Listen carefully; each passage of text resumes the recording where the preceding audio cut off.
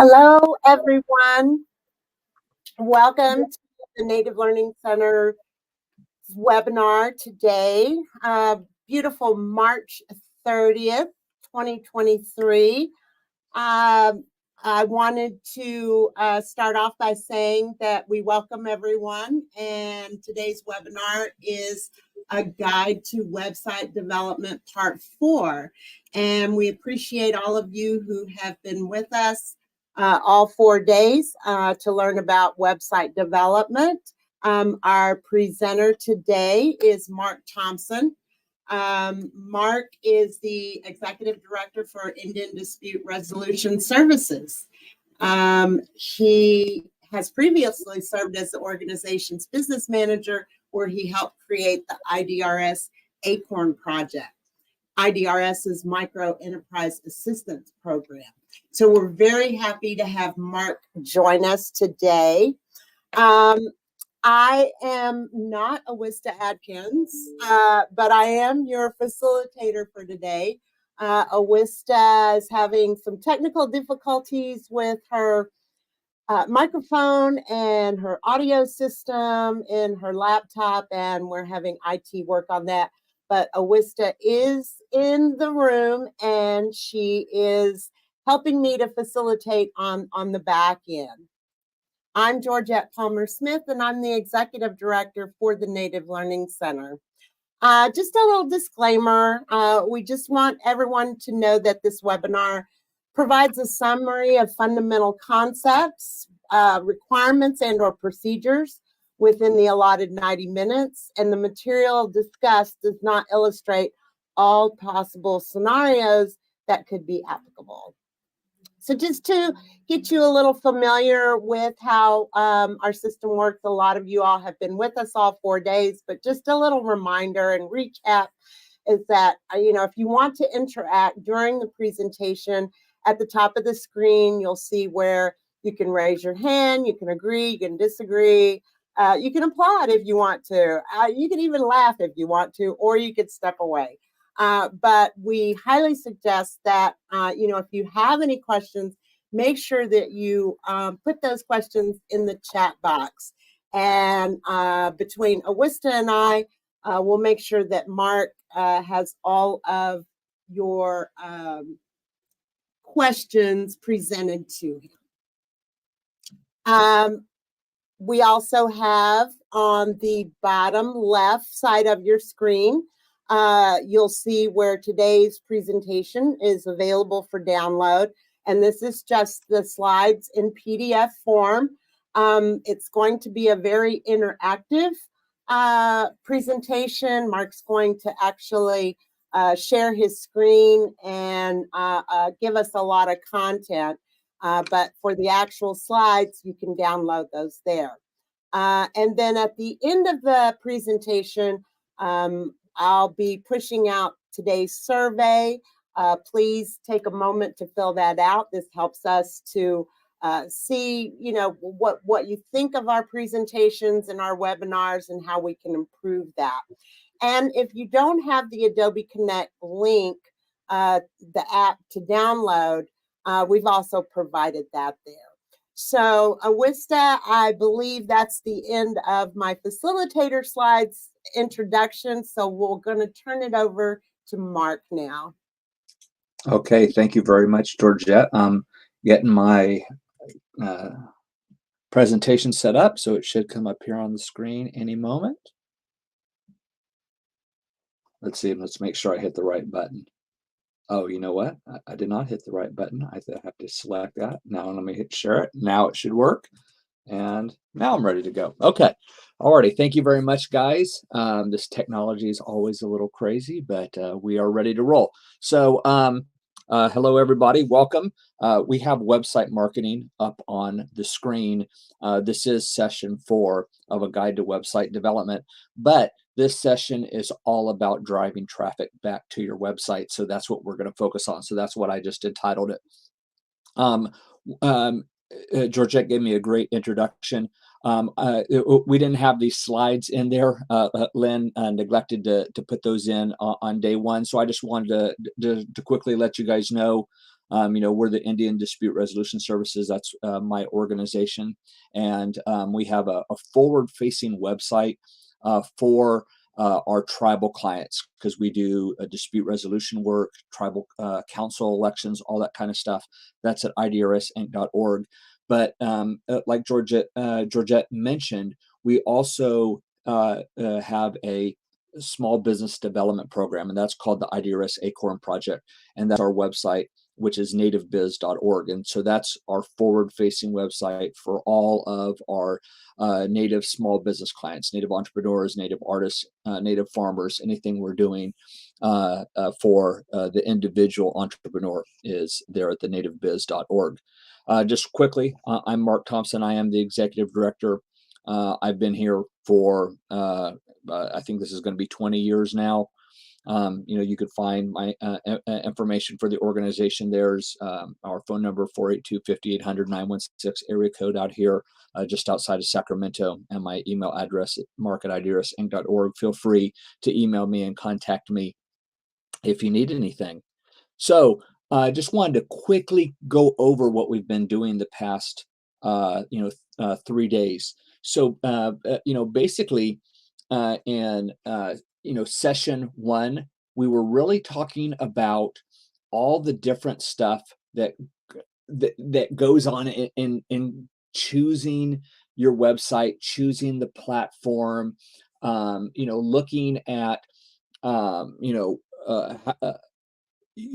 how kind of the backbone of the internet works, right? We kind of looked at that graphic and saw the house is on the land. We have a road running through it, our mailbox as our domain name. We talked a little bit about choosing our domain name and some different places that we could go to do that.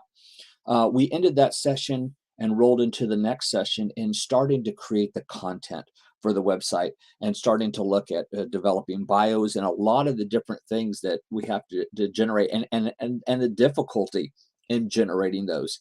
And then in session 3, we also looked at generating content, but really what we were focused on, whereas in session 2, we were looking more at a lot of the language that we're putting on our website and the needed components. In session 3, we were really looking at generating the graphics for our website, and both Lynn and Camille took us through Canva and a number of different tools that you can use to do that.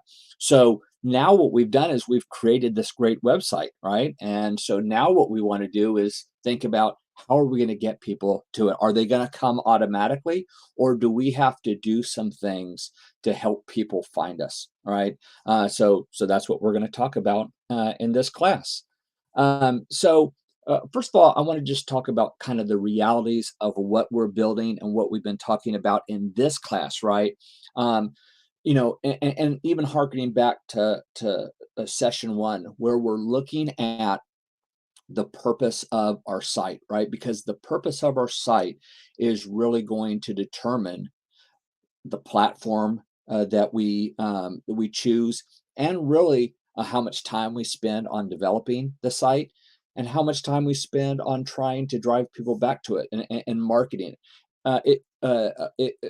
If you guys don't know, last week, Lynn and I presented a webinar through the Native Learning Center on e-commerce. And there we were talking about building a Shopify store and Etsy, and looking at a number of different opportunities to do e-commerce, right? To sell your products online. And when you're doing that, you're going to be spending a lot of time, developing your website, because you want to drive people back to that store, because you want people to make those purchases, all right? But if we're thinking about what we're doing here and building a simple site, are we building that site, just for local family? And that first bullet point is looking at, maybe it's a site just about our family. Maybe it's going to be a family reunion. Maybe it's just something that we're doing within the tribe. Maybe it's a club. Maybe it's a 4-H group. Maybe it's, a little league team. You might build a website to that, and really what you're going to be doing and trying to get people back to it is just give out just email the people that are in the family, that are on the parents of the kids that are on the team, right? And you don't have to do a lot of these other things, right? Because you're not looking to get all these other people. Matter of fact, you don't want all these other people on your site. You really just want the important people to see that, right? Those people that are part of a part of your program. You might think, well, why, why would we do that? Like maybe you want to do it on Facebook. A lot of people, they do Facebook groups, right? But maybe people aren't on Facebook, right? Maybe some of the people that you're dealing with aren't on Facebook. Maybe they're too young, right? Because a lot of young people are moving away from Facebook. Maybe they're too old. They're maybe not technologically savvy, or they don't like Facebook for whatever, philosophical reason. And that's why you have a website that everybody can access, right? So that's also part of the decision in choosing the platform. Where is my audience and how best to reach them, right? And that's why we talk about building a website just in general, because almost everybody uses the web and will go to websites, even if they're choosing not to use a certain social media platform. So other purposes that you might use your website for, you might just have a business card on the web. This could also be a portfolio if you're going for a job, if you're looking for business clients and generating leads, right? You're just trying to create an informational site so that they know all about you, right? Maybe not even doing a lot with it, but you at least want kind of that business card on the web so people can find you and see what you've done. And hopefully that will generate some business for you. You may be doing some e-commerce, and I put limited e-commerce here because you can do big e-commerce things, but you're probably not going to use Google Sites. You're probably not going to use these free platforms that I'm going to talk about, on the next slide. You're probably going to go and pay something with like Shopify that has a very established backbone, right? Like doing blogging, right? You may want to do something, and we're going to talk about it later in the presentation, doing content marketing. On this Google site, you can do a blog and you can have posts that you put up. But if you're going to be doing a lot of intensive, and we talked about it the other day on session 1, a content management system where you're having to put a lot of information out there, or you're wanting to put a lot of information out there, you're probably not going to want to do it on Google Sites. You're probably going to want to use something like WordPress that is built for something that is basically a very polished content management system. So that's one of the things, is knowing the purpose of our site, right?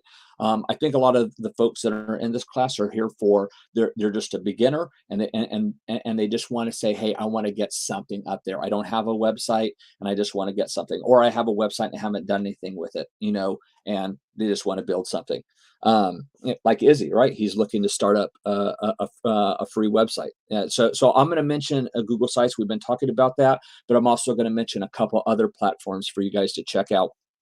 For many of us, though, we're never going to get a lot of traffic, right? It may never need us to step up to these bigger platforms. That's why I recommend starting with Google Sites. Unless you have another need that you can readily identify, Google Sites is a great free platform where you're never going to have to pay. There's never going to be a charge.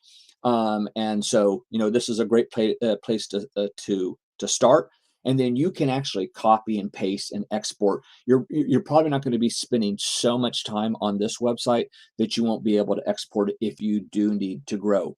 And as Lynn mentioned, and I'll mention multiple times during this presentation, all the work that we have been doing in the class so far is stuff that applies not only just to Google Sites, but to any website that you develop, right?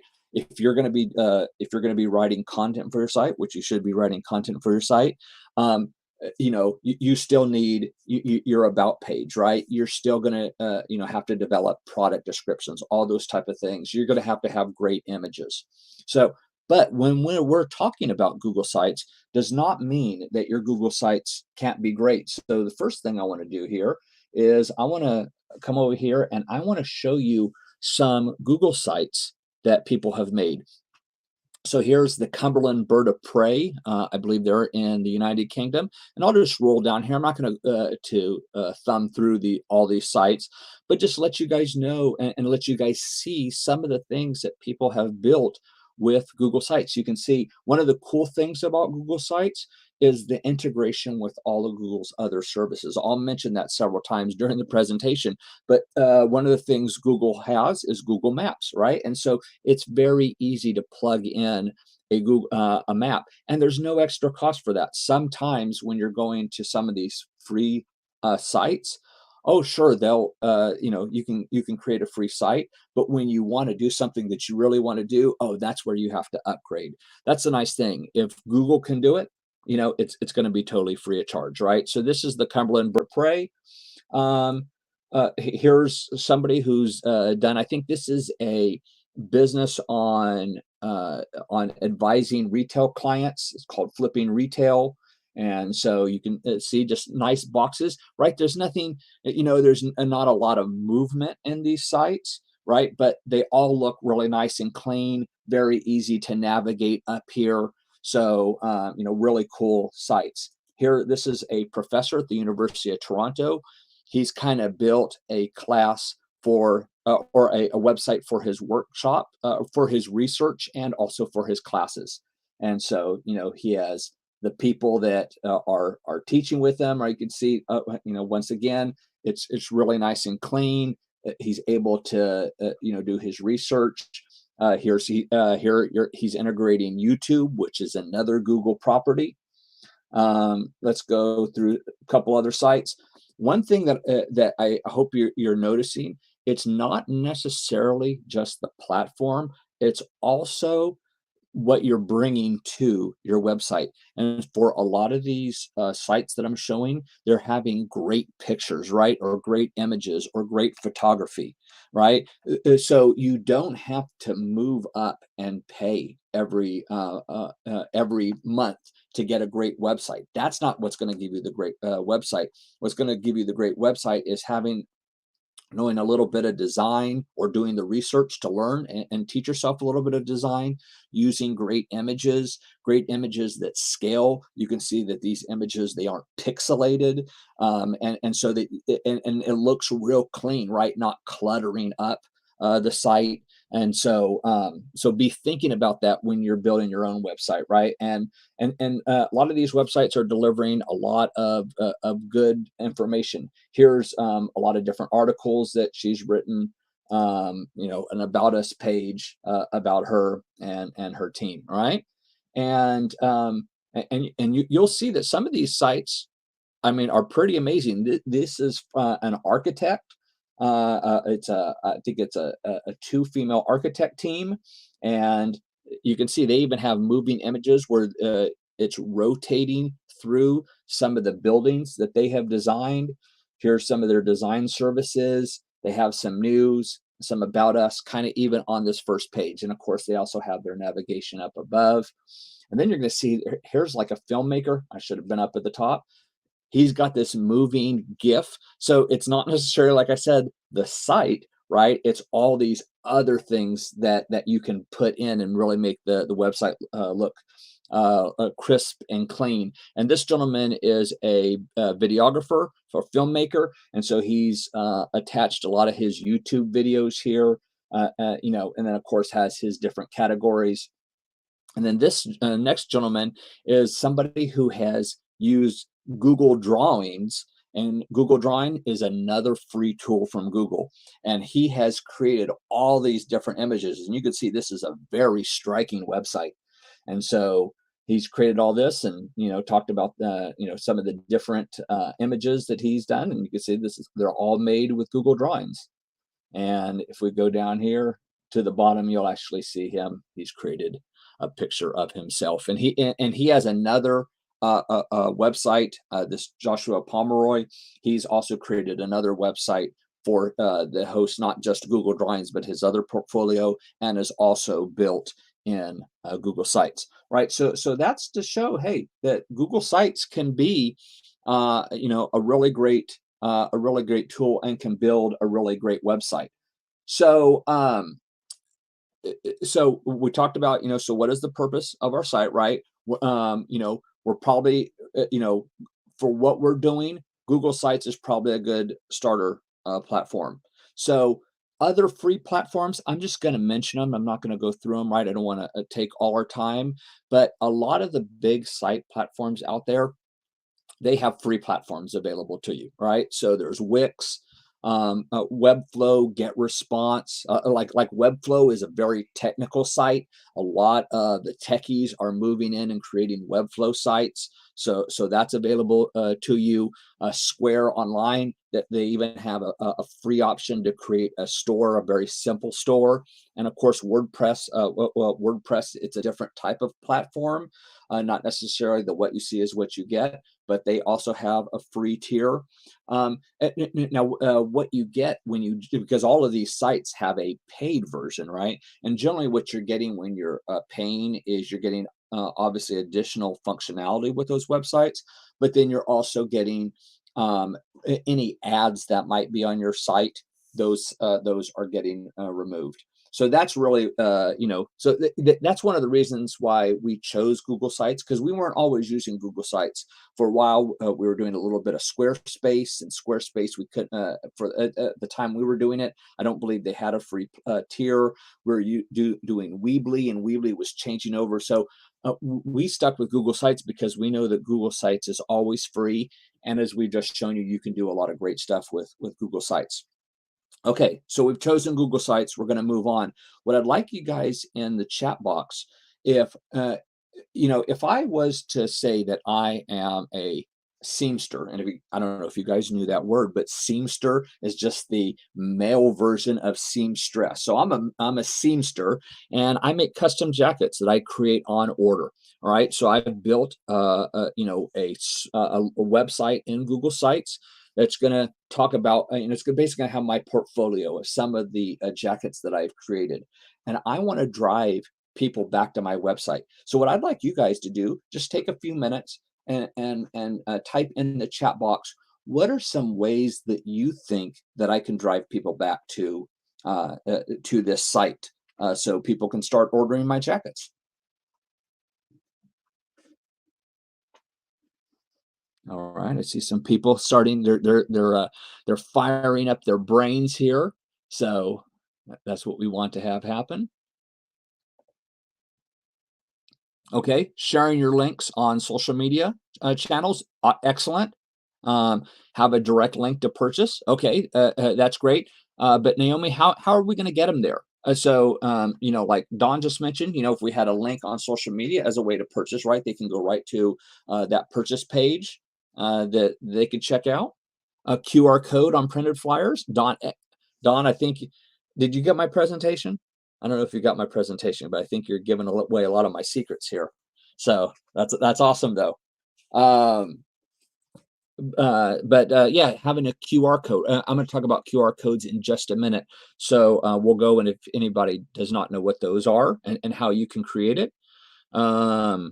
Okay, photos, right? So one of the things we're going to talk about here is is SEO and the way things on your website interact with SEO and what SEO is. But images are part of that.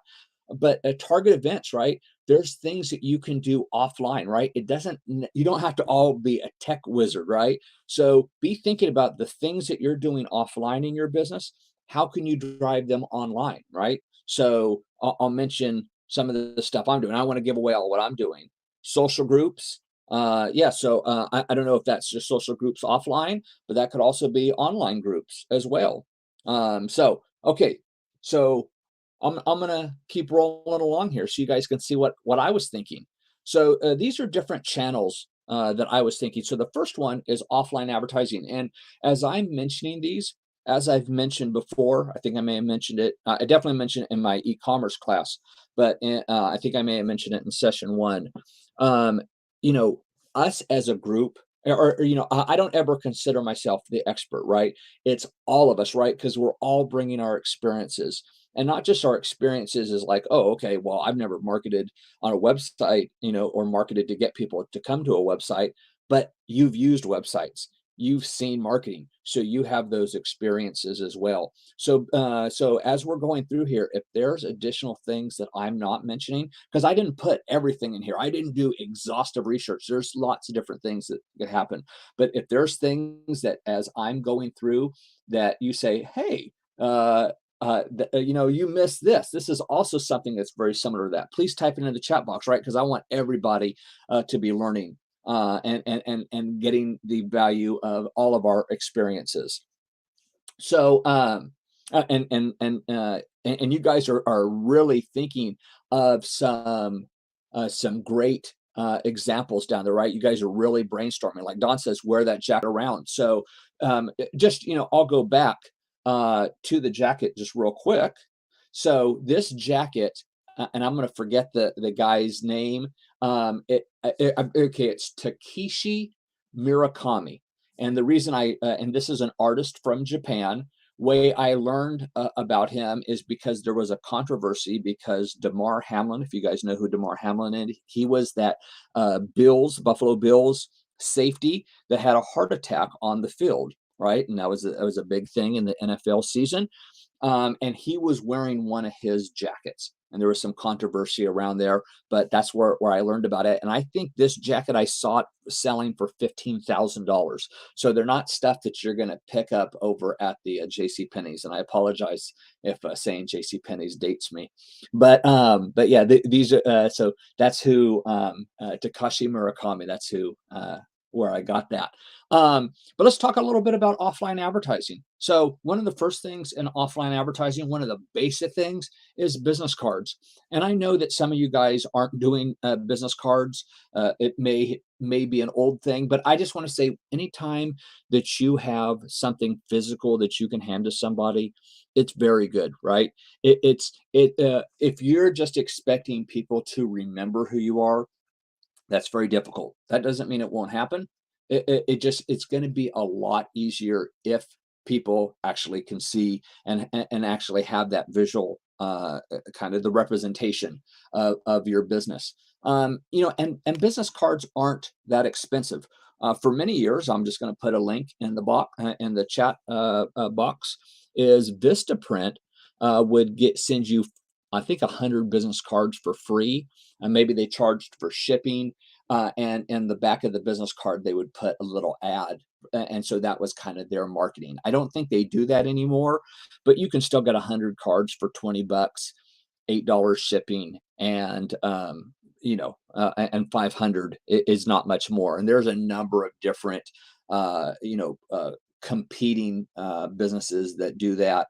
PS Print, Moo, Zazzle, all these online printers now. So very, very easy to do. But also what I would say is this doesn't, of course, if people are not using business cards, they're definitely not using letterhead. But if you guys are doing any of that printed material for your business, letterhead, postcards, signage, put your website on it, right? So that people can see it. Because if they want to find out more about you, that's a way to do that. Now, Dawn mentioned earlier about doing a QR code, right? And if anybody does not know, this is a QR code. I had a little sign on here that was you sat on a table, and for some reason, just before the presentation, it wasn't loading. So I switched this out. This is somebody actually hand holding a sign, but you can get these signs, and there's a number of different places that you can go to get it. I'll throw some here in the chat box.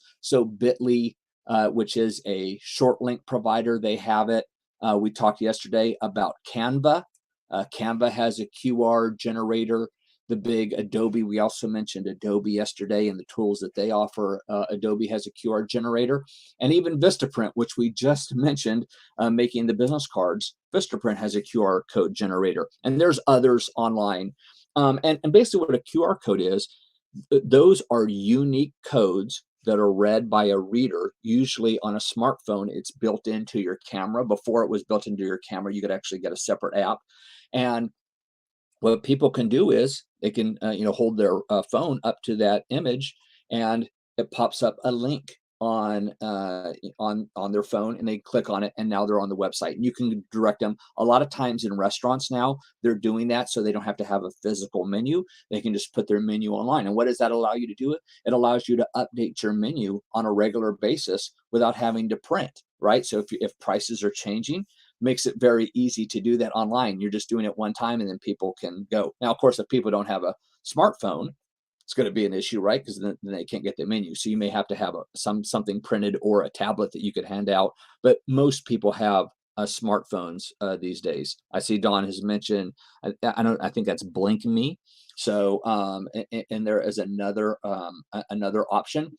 And one of the things I was thinking is, since we work with a lot of Native artists, I'm always thinking in my mind is, okay, how can they, when I'm giving examples, that's where I'm putting I'm thinking I'm at a convention. Like I was at a convention last week, and I was running a table for Idea Rest. What are the things that I can do to make it easy to drive people back to my website? And one of the things is just have a little tabletop where you have a QR code, right? And say, hey, learn more about us, right? And then they can click on that, and when they click on that, it drives them back to the website. And you might even have a special page on your website that you want to drive them back to that isn't about us, or maybe even is a page that is built specifically for the event that you're at, right? So you can do some very, very really targeted things to your audience. But and I was going to mention, why does Vistaprint do this, right? Because they want you to print that sign, and so you can go to Vistaprint and get a little sign that you have on your table. So something to really be thinking about and using QR codes. Online strategy, and like I mentioned, if there's other offline strategies, even if I don't acknowledge them, right? Because I'm rolling through here, so sometimes I'm not going to see them. Please put them in the chat box, because other people are seeing those. All right. And those are things that people can write down and say, oh, okay, hey, I'm going to try to implement that as well. So for online strategies, I just mentioned just really one strategy that I thought would be kind of cool, is an email signature, right? Very simple thing to do. Many of you are already have signatures that you're using, but if you're not, almost every single email program is going to allow you to do your signature. If you've ever seen in the iPhone, right? iPhone has that came automatic, sent by iPhone. I believe it's what it said on the bottom of every email. You can set that email signature, right? And so make sure in your email signatures that you are having your website, so people are clicking on that and coming back to your website. The cool thing about if you're dealing with a Google Sites, you're in the Google ecosystem, you're going to have Gmail. So I was just going to show you real quick. Let me go back over here. And if you have Google, if you go here, here's a Google platform for my email. And up here in the settings menu, you just click settings and click on see all settings. And we have these settings. Oh, there's a lot of stuff here. We'll just roll down here, and you're going to see my signature. Here's my signature here. And you just click this edit button, and now you're editing your signature.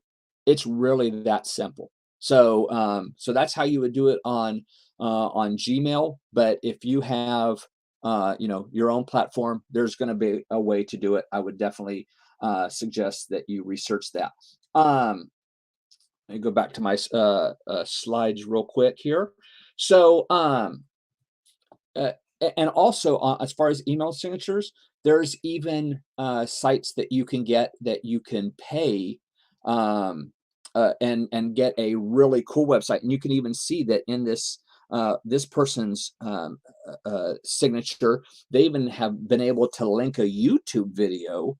And it's really from the YouTube video, they've made a GIF out of it, or GIF. I always pronounce it GIF, but I think it's GIF. Make a GIF out of it, and it just shows a little bit of movement. And look at that attraction.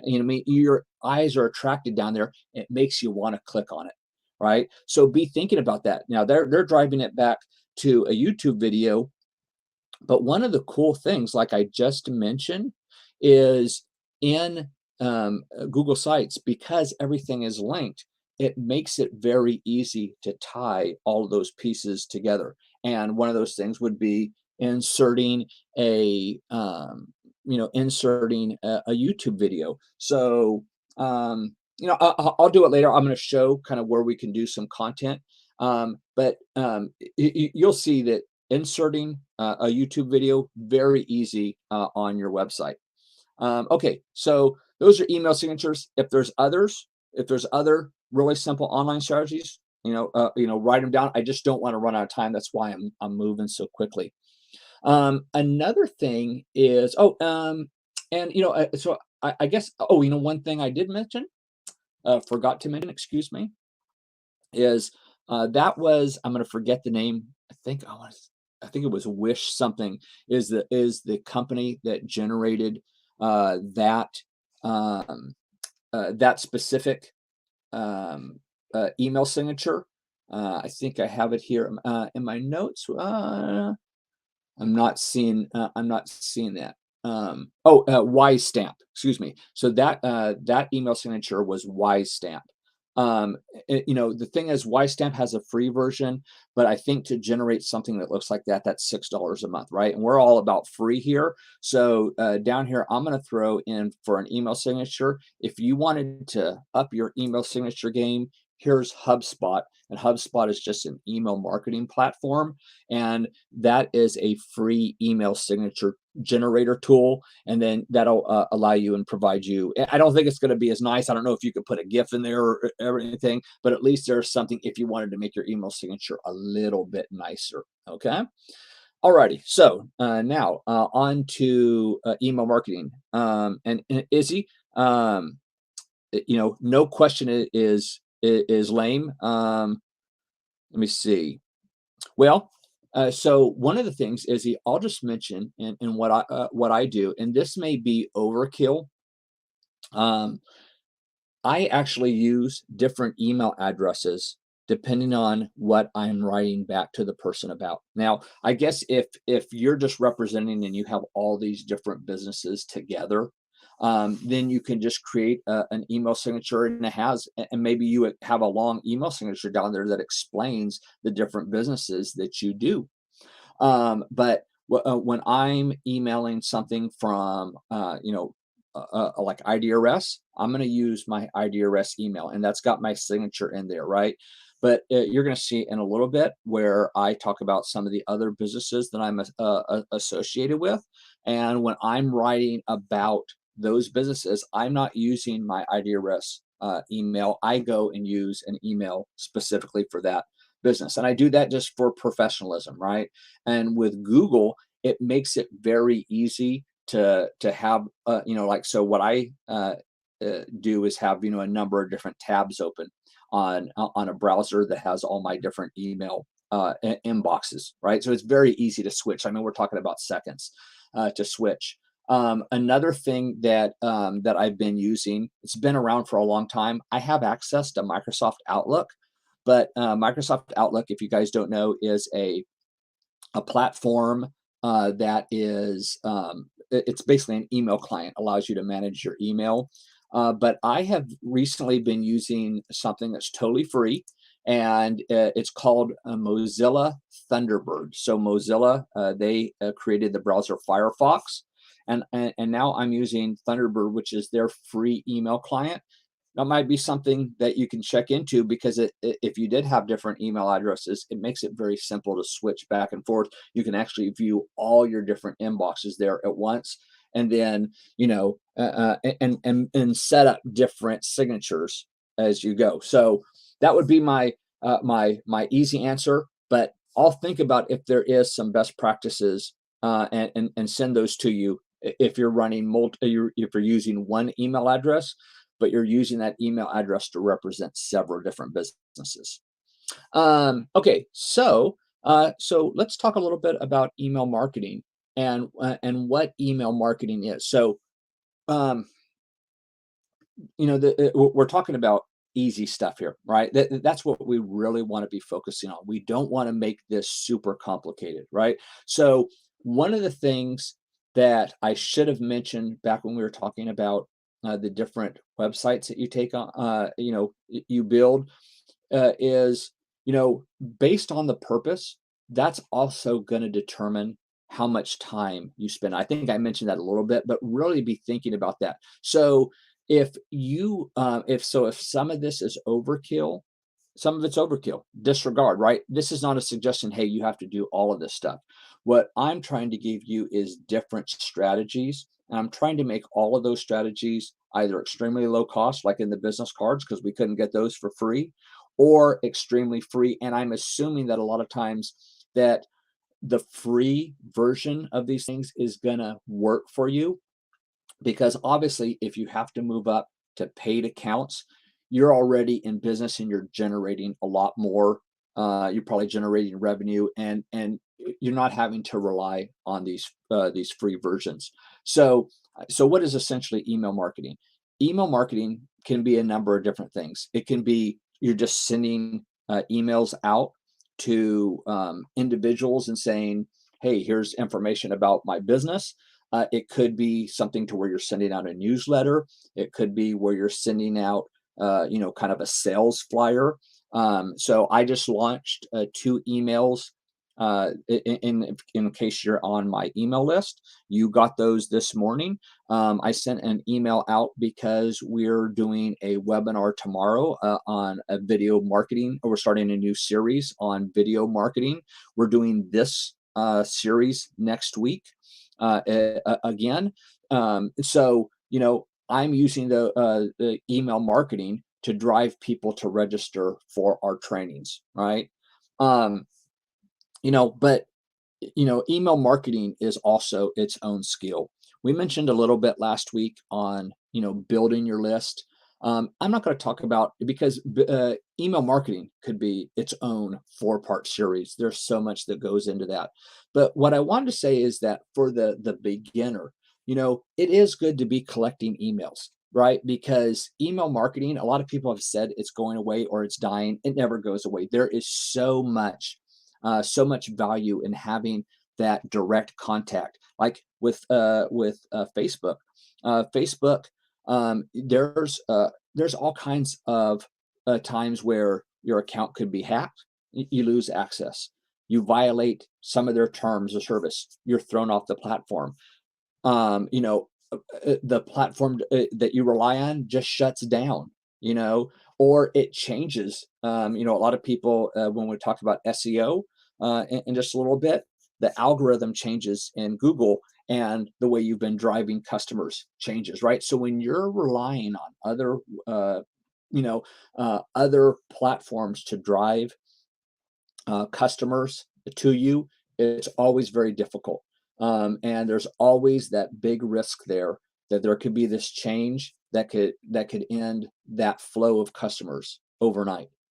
That's why it's always good to have that one-to-one relationship, and that's what email does for you, right? So I'm not going to talk about all the ways that you can have that one-to-one relationship, but collecting email addresses, even if it's just a simple method. And I know, like when we're talking about email marketing, there are some really super specific ways and super best practices.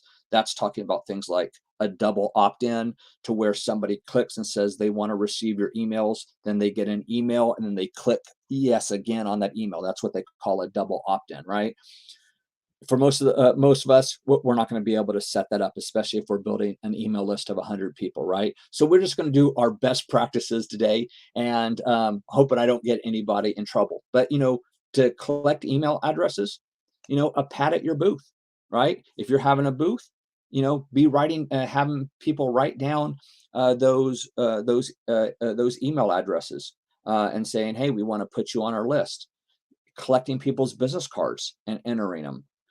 Your contacts as people email you, just sending them an email back. Hey, I'm going to add you to our email list. If that's a problem, let me know, right? By doing that, you've at least notified them, and now they're on the list, right? You probably don't have thousands of people you're adding, but at least you're generating a list where you may get a couple hundred people on there, and now you can have that one-to-one relationship. And one of the things that I was even thinking, would be good, is like with the QR code.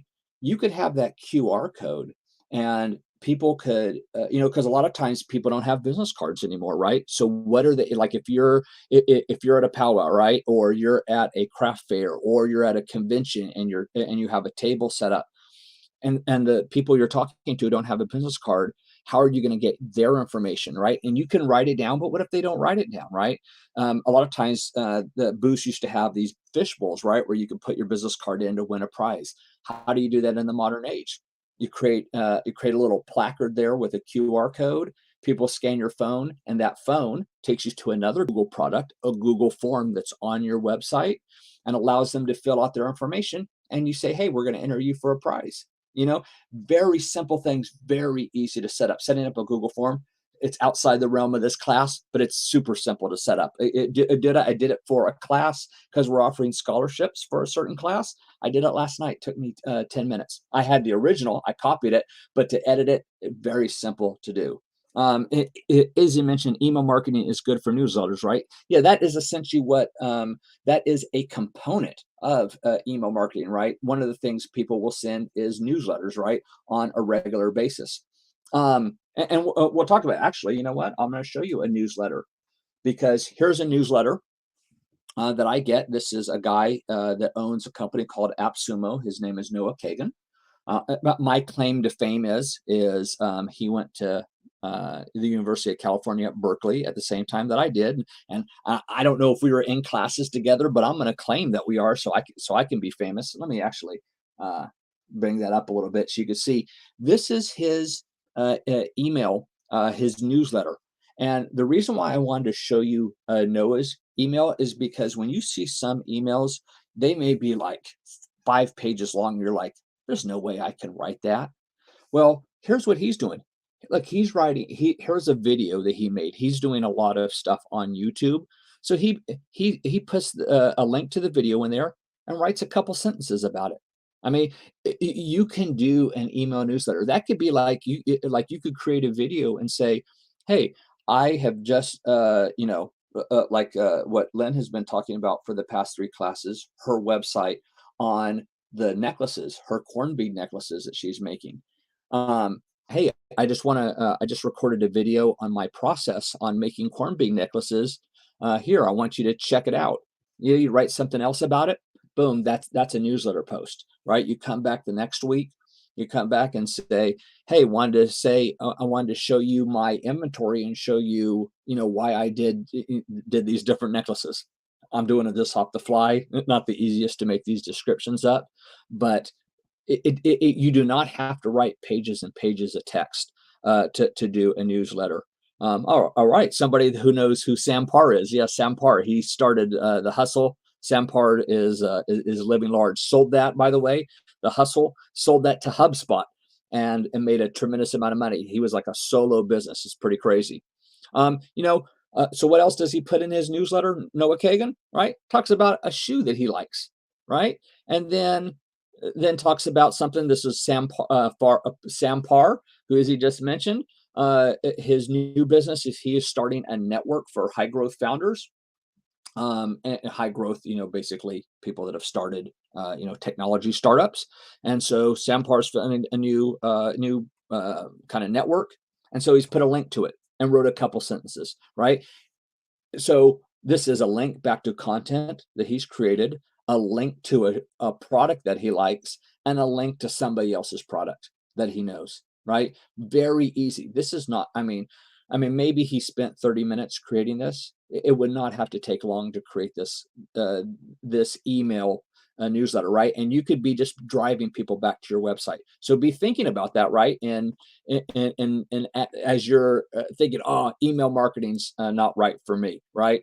It can be very easy and it can be right for you. So let's talk a little bit. So what would you write? Hey, I just published a blog post. I just made a video. I have this new item for sale. I just created a new website. I just redesigned my new website, right? Anything. What you're basically doing is you're informing those people on your list that you have some information that you want them to know, right? And I was going to say, there's these different providers. This monkey, by the way, if you don't know who that is, that's a guy from HubSpot. HubSpot is probably, I don't know if they're the largest. They're, but they probably are, and they're probably the most famous. They've been around for a long time.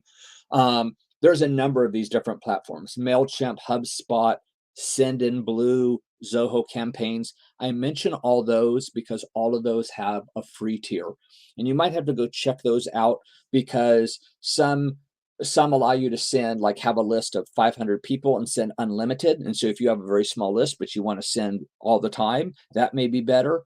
Some let you send the total number, maybe only send 2,000 emails a month, so you can actually have 200 people. So there's a number of different different platforms that you're going to have to look through to say what works best for me. But what I suggest is just start with Gmail, right? Just start with your own email account. Make sure you send everybody a blind carbon copy, right? The BCC, so not everybody else on your list sees everybody else, right? Because then that allows everybody else to spam those people. You don't want that. And you just start something very simple. It does not have to be complicated. Okay. All right. So that's email marketing. Okay. So paid advertising. I'm just going to briefly talk about this because paid advertising, that's also a big thing, right? But this is another way that you can drive people back to your website.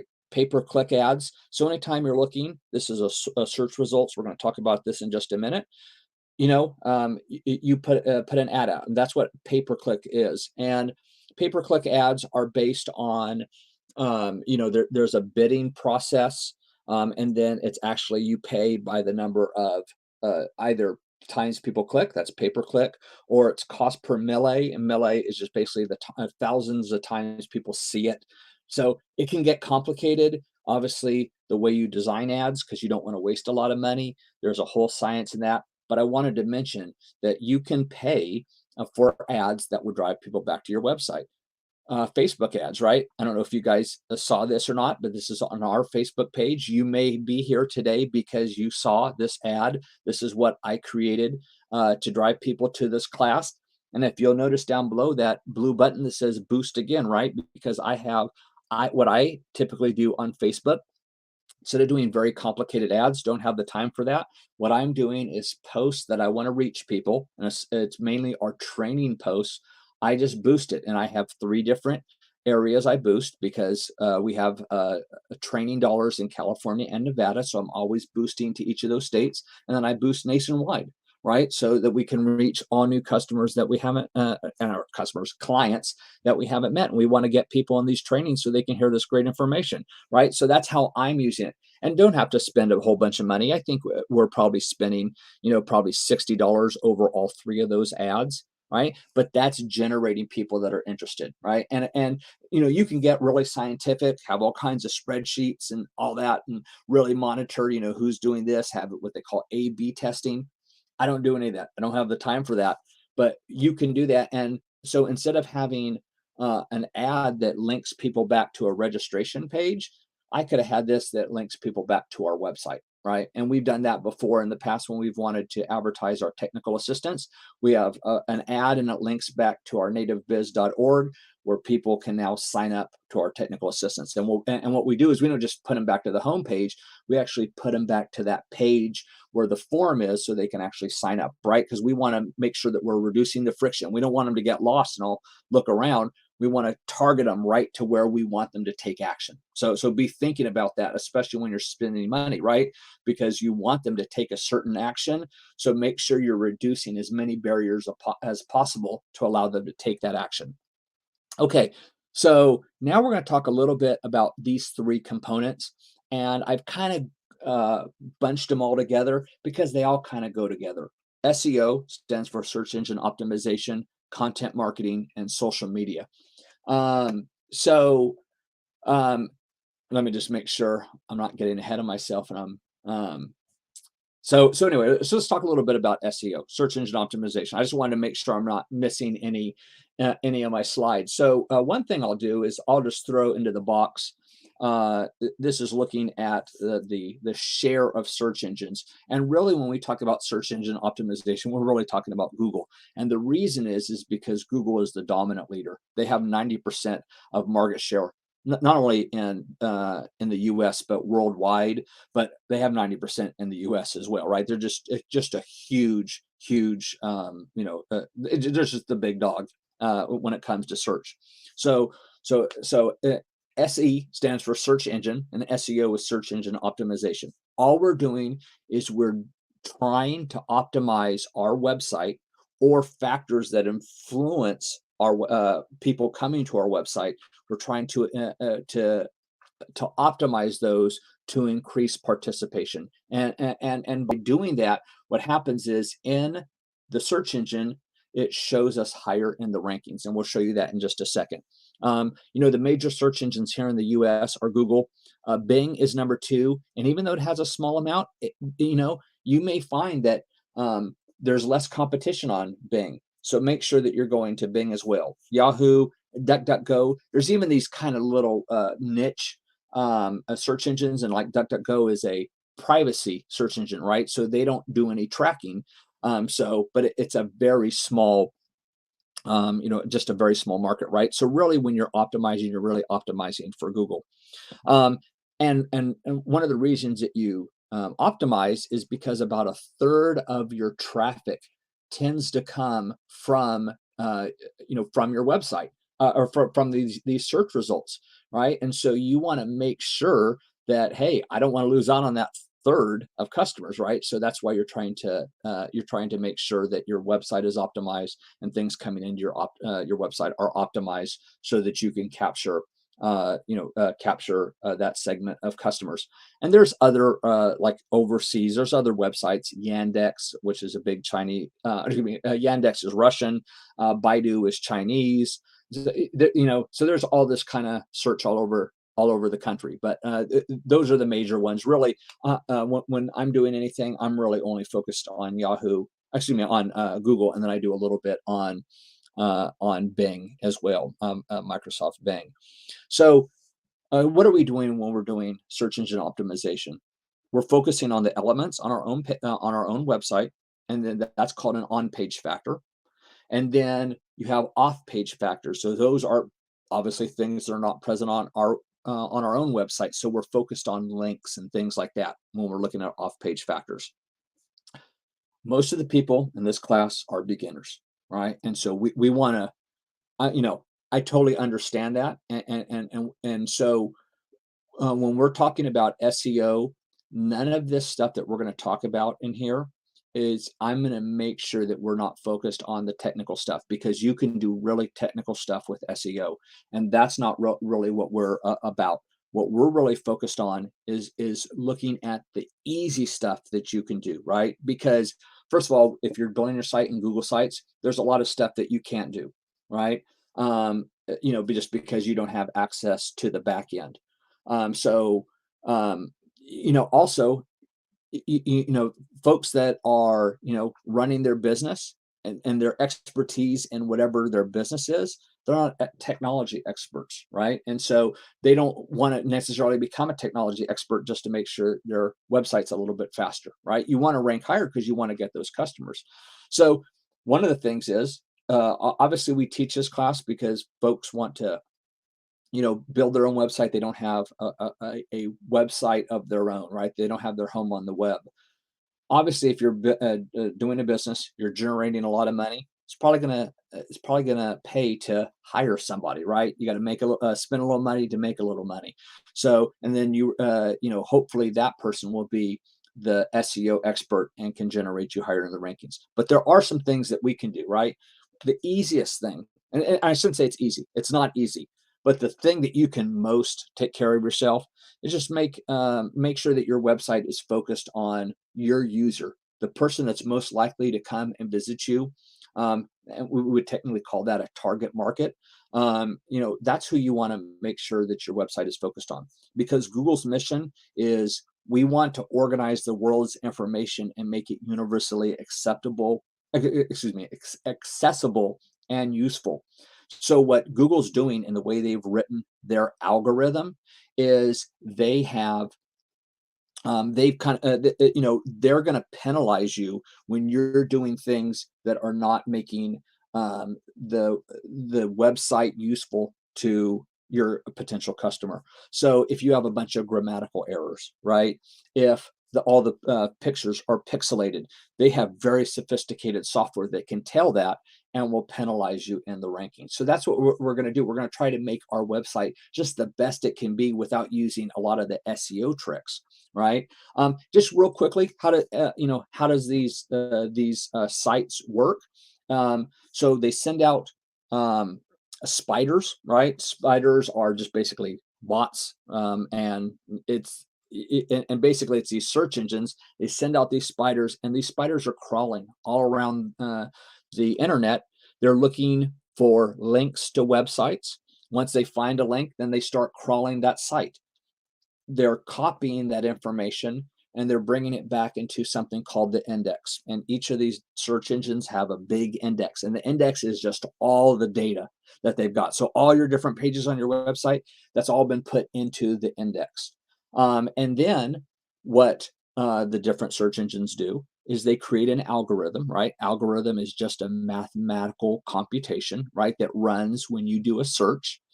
And the algorithm says when somebody searches for this term, they should get these pages in this order. That's all the algorithm is doing, right? It's taking and it's going and saying, hey, you should go through all this data. It's got all these different rankings, and it's sending it out, right? And so let's take a quick look at what a page would look like, a search engine page. Should have had this at the top.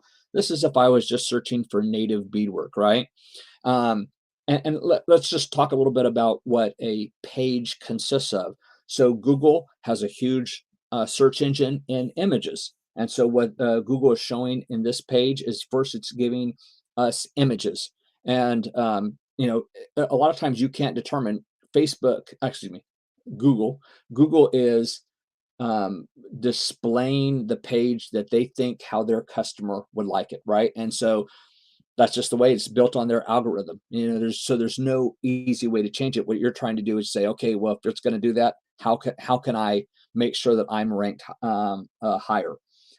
So people who ask, that's a special type of box. What that's called a rich snippet, and a rich snippet is basically just taking information from your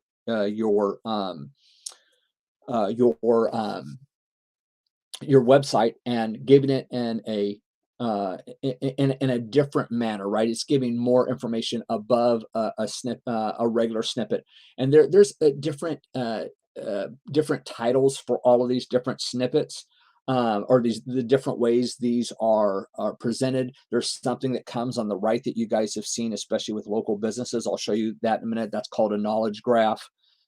There's something called, I believe it's called the one box. That's where it displays information, and there's no other way to click on it. It just gives you information. So there's all these kind of things: box snippets, one box results. There's all stuff. We don't need to learn all about that. What we need to learn today is just like how we're going to try to rank the highest we can when these searches take place. So as we go down, you're going to see here's the first snippet, and this is Etsy, right? Obviously a huge platform. And then they're putting some of these different shopping. These are other rich snippets where it's coming from a shopping platform, right? People can go and click, and these are actually items that are for sale. And then it goes down to another snippet, then it goes down to more shopping, right? So native beadwork, when Google's thinking is, hey, somebody's wanting to buy native beadwork, and so they're showing a lot of shopping results. So let's close out, and I'm going to show you a different type of search result. That I just searched Amador events calendar. I live in Amador County, California, and so when I searched Amador events calendar, the first thing they're showing is an events, right? And these are events that are entered into Google, right? This is another thing that Google offer. They offer events calendars, and it has different events that they have either scraped from people's websites or have been entered directly into Google. As you get more advanced, one of the things you might want to do is if you have like events or you have product pages, you want to code those in a certain way, and and it's called schema. You want to make sure you have the right schema so that when Google takes that information from your page and displays it in search engine results, right? And this is a search, like when you hear SERP, if you've ever heard that, this is a search engine results page. You want to have that schema on there so that that your product or your event is being shown, right? But that's a much more advanced topic. That's for another day. But you can see it doesn't have a lot of those shopping items in this results page. It just starts and going with snippets. There's no ads here. You also notice there's no ads on this page. So nobody is advertising for this. So you'll notice the first one here is a visit Amador, and that's just a regular snippet. Just a snippet, by the way, includes a title, the link, and the meta description. I just put this out here because this Best Amador, this is my site. This is one of the sites I run. It's a little community calendar I'm experimenting with. And so you can see for certain terms, you can rank higher. You don't have to be a big dog. So that Best Amador is mine. So I wanted to show you that, brag a little bit as we're going through this presentation. Okay, so let me make sure I go back here. I'm going to go back to my presentation a minute. So what are we going to do as we're going to do search engine optimization for our website, right? And really what I just mentioned, we're just going to try to make the best useful content to the reader, right? So that's writing articles that the reader wants to see, right? That's generating very helpful links, right? And so if we have something where maybe I'm running my website on as an artist talking about the corn bead necklaces that I make, right? Maybe I have a page that talks about a how-to, and when I go out and talk about that and I come back and build links that I'm linking back and saying, oh, I wish I knew how to build a corn bead necklace. That's maybe mentioned in a Google forum, or excuse me, a Facebook forum, right? I'm going to go respond to that and say, hey, I have a how-to video that you can link to, right? And you can go and link them to YouTube where you have that video stored. But like I mentioned, you can come in here in your back end. If you guys haven't seen this, this is the back end of Google Sites that we were working. I can create a new page, right? So I go over to my Pages tab. I'm working kind of quick on this, but Lynn gave you those videos so that you'll see how to do this, right? And I'm going to create a new page, right? And I'm going to maybe type in corn bead how-to, all right? Hit done. My new page comes up, right? I'm going to have to work on the banner and all that stuff, right? And the way way it looks. But what I want to do here is I just want to show you that I want to add my YouTube video. Now I don't have a YouTube video for I would have the actual video ready to go, but I'm just going to put corn bead necklace, and I'm just going to click on any of them. I'm going to select this, and you can see, all right, I already have my video inside, right? And now for those that don't have a lot of, that say, I don't know what to write, just describe your video, right? And, and so just by providing the video there, it's taken a lot of the stress, a lot of the work away because you're referring back. So just describe what's in the video, right? And now that gives you some ideas of what to write. But one of the reasons why you're describing what's in the video is because Google is going to be picking up those words, right? And so it is reading that English text that you're writing, right? So that it can display that and bring that back into its index. And so that's why we want some words. Sometimes it will be able just to find just the video. But if we want them to drive them back to our website, we want to give them some more information, more value than them just driving it back to their own site, right? YouTube, where the video is hosted. I'll just mention, so I don't run out of time because it is getting late. Yesterday, Camille showed you a great presentation, but on what Canva can do in their writer. There's ChatGPT. If you guys don't know about ChatGPT, go check it out. Google just released theirs. Their writer is called Bard, right? So you go and you get something like this, and I hope you guys can see this. I'll try to make it a little bit bigger.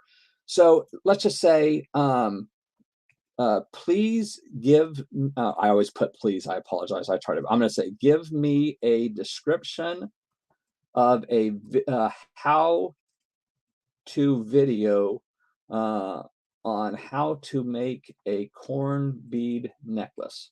I'm doing this on the fly, so we'll see what happens. Never searched this before, but I'm going to see if one of these AI writers can give me something. Okay, look, it talks about, it doesn't know. It doesn't know what I've done, right? But it's giving me some suggestions, right? Now, of course, I'm gonna change this because I want to alter it to make sure it fits what I'm doing. But now I just have some suggestions, and so now you've started from having no idea of what to write. Now you started to describe your video, and now you have an AI writer that's giving you a suggestion on things that you can write for your website. Very powerful stuff that is out there now. So make sure that I'm not trying to make anybody techies in here, but make sure that you are that you are researching a little bit so that you can utilize these tools in your business. Okay. Another thing I want to show you just while I'm on the web, I want to show you, you know, creating content, right? That's going to be the best way because that's creating the most useful site, right? So the more content that you can create on your site is going to be the best way to generate people coming back to your site and people using your site. And by you doing that, that's going to increase in the rankings. Oh, and I should have said, well, one thing I didn't say, and I'll go back to this rankings page. I did want to mention that in the rankings, when people show up and they come to these pages, that when somebody does a search, and this is what's presented to them, 33% will click on number one. So in this case, it's Visit Amador. 33 plus 17% will click on either one or two, right? So right there, that's going to be 60% of the people will click on those. Another 10%, so that's 70% clicks on three, on 1 through 3. So that means number 4 here, there's only 30% of the other people that ever search will ever click on number 4. So that's one of the reasons why we're optimizing, because when we get in those top categories, that's where a lot of the people are going to be clicking. So that's why we want to always show up higher in the search rankings. So Google has changed. They used to have buttons at the bottom of the screen when they would have you move to a different page. Now, if I scroll down, you'll see that Google just keeps screening. They have what they call a parallax view. It's basically a one-page format now. But let's pretend our page ended right here related to this search. That's generally where a search would end. When before on this first page, 90% are going to click on one of these buttons on this first page. That means if you don't show up in one of these first 10 slots, you're never, the likelihood that you're ever, only 10% of people will ever move down here. So what happens if you're down here on page 3 or 4? What's the likelihood somebody's going to click on you? Very slim. This is the reason we're doing what we're doing. That's what I want to know. We're not just doing this for fun, right? We want to be up there because we want people to find us for the terms that we need to be found for. So the second bullet point I had on there was link building. So there's a number of different ways that you can build links. And so what is link building? It's essentially getting links back to your website, right? So people are clicking a link, and then that link takes them back to your site. There's the traditional way that we've talked about link building. Talking about link building is, maybe you write a guest post on somebody else's website, and then and then that links back to your website, right? Or you write this really great content. You spend a lot of time and devote it, and it's really an authoritative article. Now people will link back to that, right? That's the traditional way. Most people, they don't have the time to do that. Maybe they don't really have the knowledge. They don't have the concern. They're just not going to spend the time. They're so busy with their lives, with their kids. They may have elders they need to take care of, right? So we need to think, are there any other ways that we can build links? Now, one thing you shouldn't do, you shouldn't buy a whole bunch of links, right? That's illegal. Google will penalize from you. You shouldn't exchange links. Hey, if you give me a link, I'll give you a link. Shouldn't do that. Google will penalize you for that. They have things built that will be able to tell that, right? Don't put a whole bunch of or like keywords, just stuff it. That's called keyword stuffing. That's a little bit off topic, but you don't want to do that. All those things, Google will find ways to penalize you, right? Don't like don't go create a website that doesn't have any data on it and then put a link back to it. That's not going to create anything, right? That doesn't create real authority. So how can we create links back to our website that may generate? So, and I should say, what is the benefit of the link? There's first the benefit of the link, and it's called a backlink, a link back to our site. There's value in just having those links, right? Because if there's a lot of links back to our site, that means that our site has authority, has value to people, right? And so Google says, okay, if there's a lot of links, that site must be more valuable. We're going to move it up in the rankings. Another thing it does, if people are actually using those sites or using those links and are coming to our site, that creates additional authority. So let me show you some of the ways that I've done it as a local business, right? So I just showed you Best of Amador. Something that my wife does is she runs a horse boarding facility, and we're Forest Home Ranch. So I searched Forest Home Ranch here, and you'll see, by the way, there's the knowledge graph on the right-hand side. It talks about our business. It talks about our phone number, all that kind of information is right there in the knowledge graph. You'll see our website. I can't give it up. I know Lynn always criticized me the other day. It's built in WordPress. I love WordPress. Build everything in it. But this is our website, just built with a template. I'm not a computer programmer or anything, but this is our website for Forest Home Ranch. But I wanted to show you down further on the page and show you how these links are linking back to us, right? And so all of these links I'm going to show you are links that have links back to our website. So first, and they're also links and links that show our name and show the authority of Forest Home Ranch. So you can see, so when you search Forest Home Ranch, obviously we're the #1 position. No other business, I believe, in the country is named Forest Home Ranch. Okay. Then the next thing is our Facebook page, right? It's going to have a link back to our website on it, and it also shows our business. So it's showing authority, right? You'll see that's a rich snippet because not only does it have the title, the URL, and the meta description, this ratings, that's called a rich snippet, right? And so that's giving a little more information to the viewer, the person that did the search, than just the regular snippet does. Now, here's something, Forest Home Christian Camps. I think that's down in Southern California. That's not us, right? So I don't have all of the links. And I'm not Forest Home, I'm not Forest House Ranch, right? But if you go down here, this is a directory. I'll just pull it up real quick. This is something called New Horse.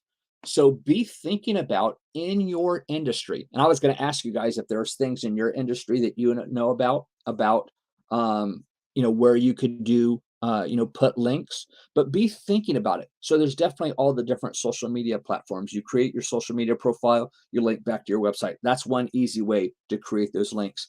Another way is if you find other sites that have authority in your industry. And so I have a number of them. Here's New Horse, and you can see I've created a profile. We'll have a link back to my website. If we go back, you'll see Yelp, right? So if you have a local-based business, be thinking about Yelp. Here's another social media. Here's Instagram. Here's Nextdoor. That's another social media, right? And there's other things that we move down the page. I think so here's another one. Go Horse. So any type of horse site. There's another one down in the Bay Area, Bay Equestrian, Bay Equest. That's got a link to us. So be thinking about where can I put these links that are, you don't want to, you're just not spamming them, right? You're not putting them on things that aren't applicable. All those sites that you show are either a social media platform where I have put content, or they're different sites that are in the industry that are directory sites. So be thinking about where are the different directories that I could put my information.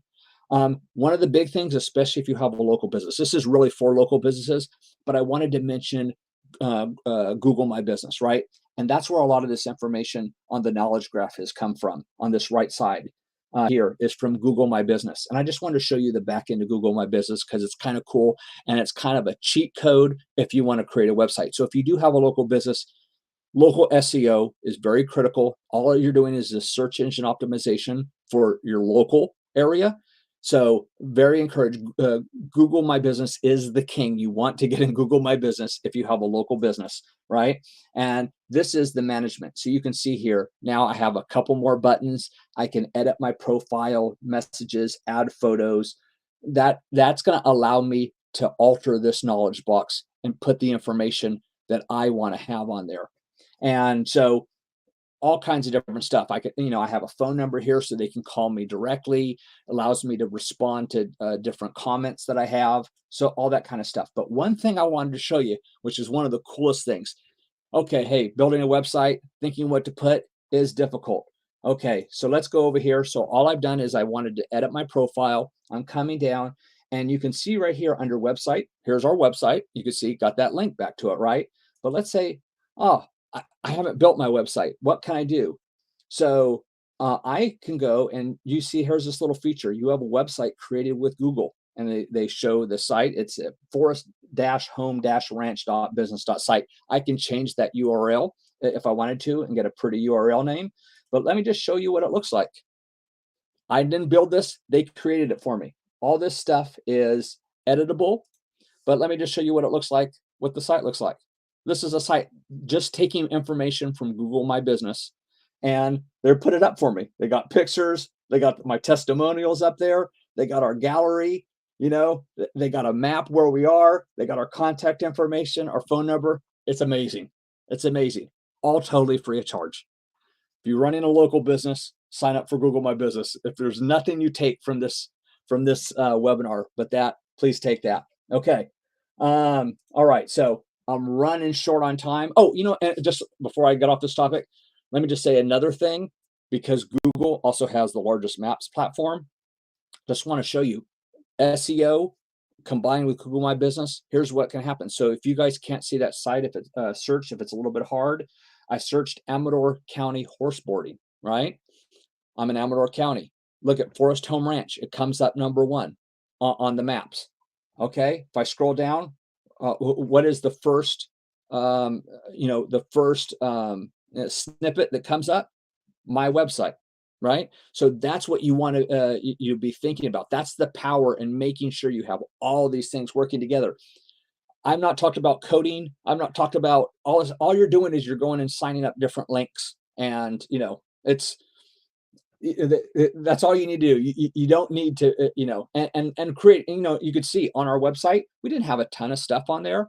We had our rates and some different stuff, but if people are searching for horse boarding in that area, it's a big enough authority, right? So, it's a clean design and that's what we're trying to give people.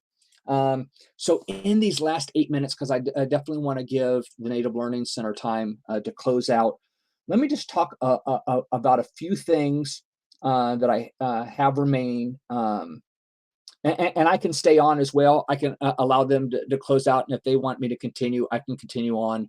But I also just wanted to mention, because there is a lot that goes into SEO, content SEO, looking at keywords, right? And those keywords are things like when I search Amador County horse boarding, that's what they call a long tail keyword, right? So I'm ranking for that. So be thinking about what are the keywords that you want to that you want to rank for, that people will be searching.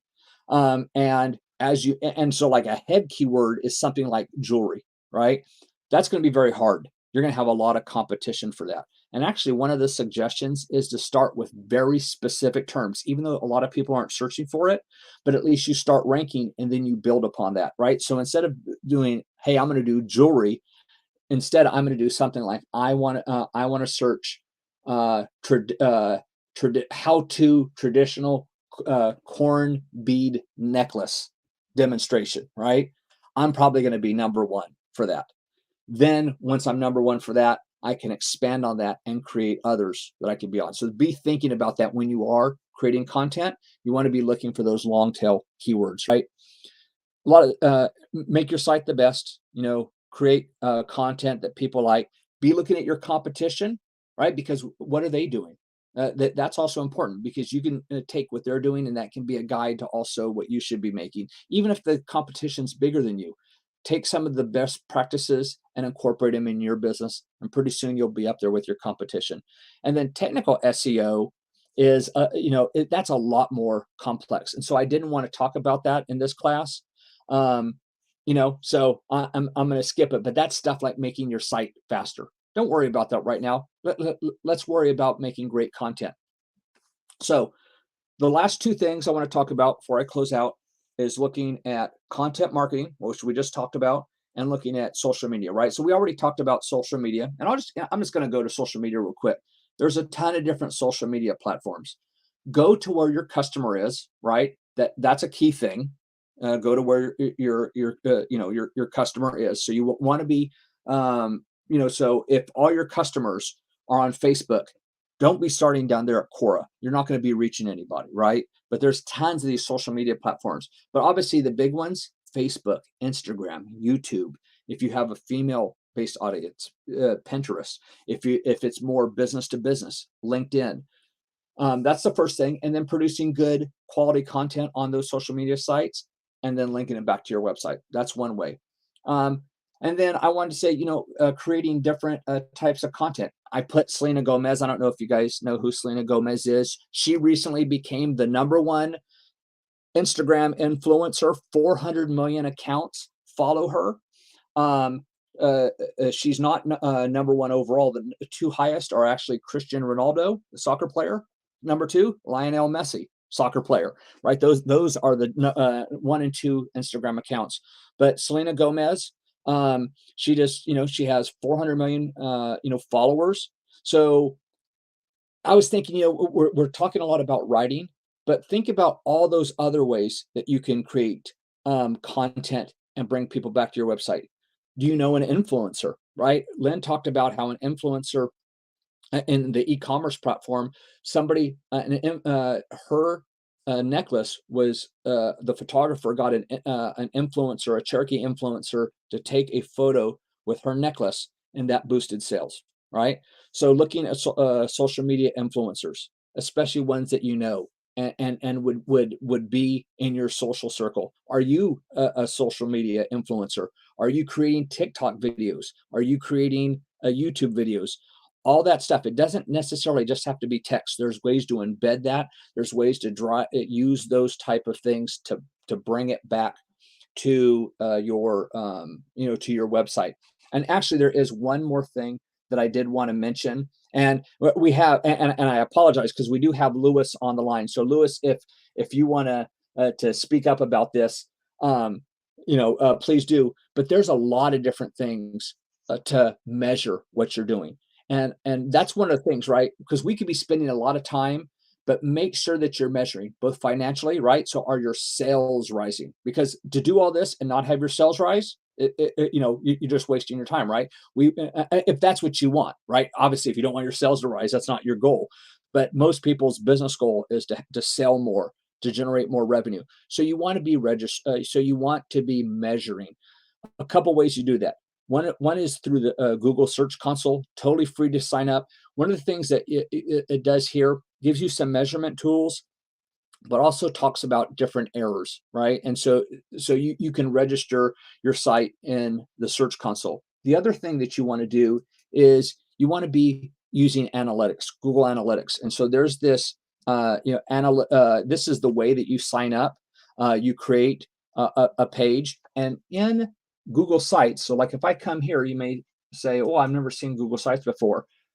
Even though it's a real simple platform, because it's all integrated with Google. Google makes it very easy to analyze your site using Google Analytics, right? So all I did is I clicked the little gear up here. And if you come down, you'll actually see down here, it says Analytics. All I have to do is enter it's the Google Analytics tracking or measurement ID, either starts with a UA or a G. And then I put that in there, hit tab, go in here and enable analytics. I can't enable it until I put something in there. And then I can go into my analytics. Now, this is my analytics for IDRS. And so this is what's going to show like what's happened. It's actually nativebiz.org. And this is our actual account. So we've had 375 visitors the past week, right? And you can actually come in here and see all of what's going on with your website, what people are interested in, what's resonating. I can come down here now. Right now, they've tried to incorporate a lot of AI, so you can actually even ask the analytics intelligence. The old way you used to have to do this is to come down here and hit the behavior button, and you'd see like site content. And now I can see, okay, what are the pages that most people are going to, right? What's resonating with people? And in the past week, my homepage is number one. I don't know if you guys can see that. I'll try to make it a little bigger. My homepage is number one, just that / But number two is this small business grants page. And that's actually a function of SEO. So, and generating back to the website, it's all coming full circle. So if I was to go and search native small business grants, and you'll actually see in the entire, when people are searching this, BIA, Bureau of Indian Affairs, they come up first. But number two is little IDRS Acorn Project comes up number two, and that generates a tremendous amount of traffic every single week to our website, right? First, I can see that using Google Analytics. That's why it's important to measure. But the other reason is now I can say, hey, I want to generate more people. Maybe I need to generate more content like that, because I can see what people are interested in. There's other tools as well, using Google Trends, using Google AdWords, all these free tools that Google has. They're complicated, and a lot of times when you have these really niche products, it's very or niche searches that not a lot of people are searching for, it's hard to get good data out of them. At least I find. But those tools are there, and it's a great way to experiment. So with that, I'm going to check the box to make sure I don't have any questions, and I've already gone 1 minute over, so I apologize that. But I thank everybody for attending, and I will be around for questions. I will stay on to make sure that everybody's questions are answered. So with that, I'm going to turn it over back to the Native Learning Center. Thank you, Mark. Yes, Claudette has a question. She is asking if there's a list of terms that are defined relational to web development, and where can one find that list? You know what? There's lots of those lists out there. I'll see if I can track one down, and if you put your email in the box, I'll make sure I send it to you. All right, Claudette, if you're still with us, yes, I see you are. If you could just put your email address in there, and Mark can get that to you. Going back over any of the questions. Looks like we got everything covered. If anybody has any other questions, go ahead and type it in the chat box. And so OWISTA has pushed out the feedback survey for today's webinar. So if you could complete that, that would be amazing. And our next webinar is actually tomorrow. We normally don't have webinars on Friday, but we're surprised we are going to have one tomorrow. And we're really excited about it because it kind of all falls in line with kind of our theme for this week, which is great. Building brand ambassadors, enthusiasts, and loyal followers. And this is going to be presented by Russ Siegel, who's the executive director of the Sequoia Fund Incorporated. So we hope you can join us for tomorrow's webinar. And today's webinar, as with all of our webinars, they are recorded, and you can find those on our website at nativelearningcenter.com. And you can just drop down the box and they'll under Catheta, and it'll take you right to a link that will give you access to all of our recorded webinars. You can also, we're very social. All the social media platforms, as well as our Hope a Thing of podcasts. We hope you'll check us out on our social media pages, as well as our podcast page. And you can get a list of all of our upcoming events there, as well as on our website.